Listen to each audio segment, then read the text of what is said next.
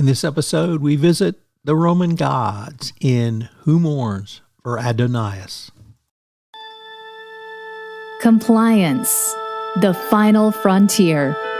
Tom Fox is the voyager of trekking through compliance. His mission? To explore the original series and seek out and share what it can teach you about compliance. Here's your host, Tom Fox.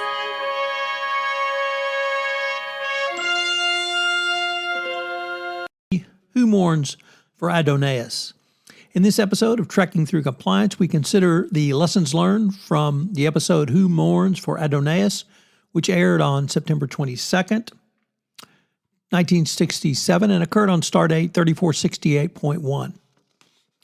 Story synopsis. Scotty falls in love with Lieutenant Palamas, a specialist in archaeology, anthropology, and ancient civilizations. She has stayed up all night preparing a report on Pollux 5 in preparation for the Enterprise entering orbit around Pollux 4. While approaching Pollux 4 in the Beta Geronium system, an energy field in the shape of a giant green hand stops the Enterprise dead in space. Kirk tries to wiggle free and to apply forward tractor beams, but is unable to break the grip of the force field. An apparition appears wearing a laurel wreath and addresses the crew as his children and congratulates them for venturing forth from the hills and valleys of Earth.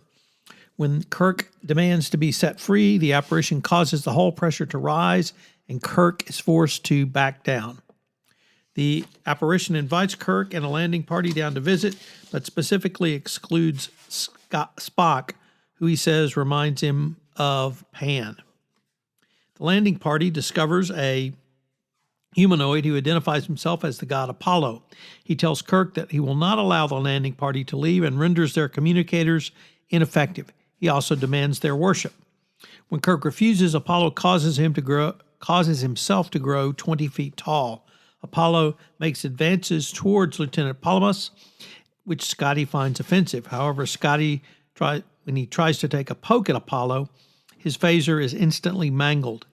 Apollo clothes Carolyn, Lieutenant Palamas, in a toga, even angering Scott more.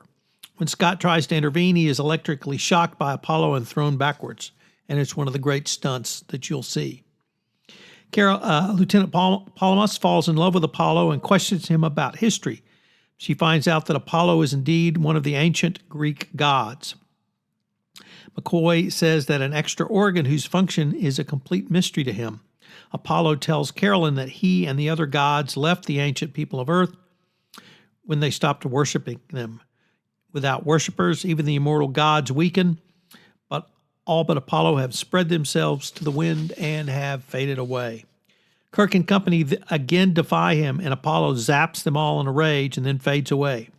Kirk suspects the use of his godly powers tires him and theorizes that he requires time to recuperate. He decides to deliberately anger Apollo. Unfortunately, this scheme comes to naught when Lieutenant Palamas intervenes and convinces Apollo to be lenient.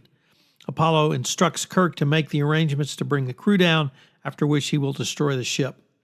Although Lieutenant Palamas is in love with Apollo, she puts duty ahead of self when acting on Kirk's instructions. She rejects Apollo, telling him she was only interested in studying him in order to weaken him. Meanwhile, Uhura has been able to reestablish contact with the landing party, and Kirk and Spock formulate a plan. Apollo's power is destroyed when his energy source in the temple is located and blasted out of existence by the Enterprise's phasers, despite Apollo's attempts to destroy the Enterprise with lightning bolts. A sorrow-stricken Apollo appeals to the other gods to take him away now that he realizes there is no room left for gods any longer. And indeed, Kirk says, we find the one sufficient. Kirk, too, is sad and wondering if he would have had to hurt it, if it would have hurt them to have gathered just a few laurel leaves. So, what is a fun fact from this episode? Well, in a reversal of the usual Hollywood fare, the actor who played Adonais, Michael Forrest, was called in for an audition, and he was first asked to take off his shirt to see if he had the muscled physique needed for the part. Next, they asked him to read some lines in a British accent, and he refused, claiming he couldn't do it, but was able to speak in a mid-Atlantic accent, probably more suitable for the character. He did it, and they gave him the role. There's also an allusion to a rape scene in this that was incredibly troubling to watch. It was pretty clear that Apollo raped Lieutenant Palamas, and once again showing the difference in focus from the 1960s to the current day. And indeed, in an early draft of the script, after they get back to the Enterprise, they discover Lieutenant Palamas is pregnant. This episode brings in religion in a really interesting way. First is that Adonais was a Greek god, but Adonais is a Hebrew term which technically refers to Lord or Master. Jewish scribes were taught to say Adonai out loud when reading the name of God, Yahweh, from the Torah. This is why Yahweh is traditionally translated as the Lord in English Bibles. So if you kind of look at things in that way, then, and if you see this as religion, and interpreting Apollo as a stand-in as religion, you begin to see some of the power of this episode, particularly around whether and how gods should be worshipped.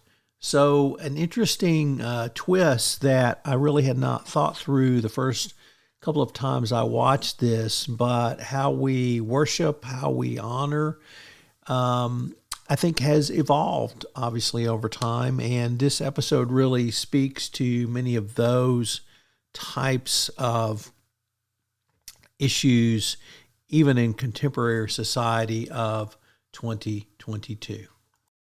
So on to some of the compliance takeaways from this episode. What is your role in an investigation? The role of Carolyn, Lieutenant Palamas, in this case, was in this episode was critical to saving the Enterprise, and Kirk specifically called her out to do her duty. And it made me think of, what is your role in an investigation? Are you in charge of triage? Are you in charge of interviews? Are you in charge of documents? Are you in charge of document holes? Are you in charge of reporting to senior management? What is your role? And do you understand your role? Is that role laid out, and is it delineated in an investigation protocol? So what's your role? Second, what does senior management do to demonstrate tone in your organization? One of the key scenes was where the crew of the Enterprise was trying to get Apollo to lose control and attack all of them, with the hope that one or more of them would survive and that they could move forward to disable him. And Lieutenant Palamas stops the attack, but by appealing to him. And so what role does senior management demonstrate? And then finally, what is the true incentives in your organization? Is it to meet all your financial goals, or is it to simply make your numbers, or is it to do business ethically and in compliance? So what are the true incentives in your organization? That's something that everyone in the organization watches and they're aware of, and it's something that management needs to be aware of so that you communicate the correct message going forward. I hope you will join us tomorrow where we take up the episode, The Changeling. If you enjoyed this episode of Trekking Through Compliance, you can help it grow by sharing it with the biggest Trek fan you know.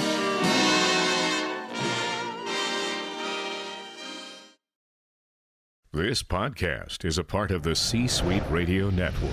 For more top business podcasts, visit c-suiteradio.com.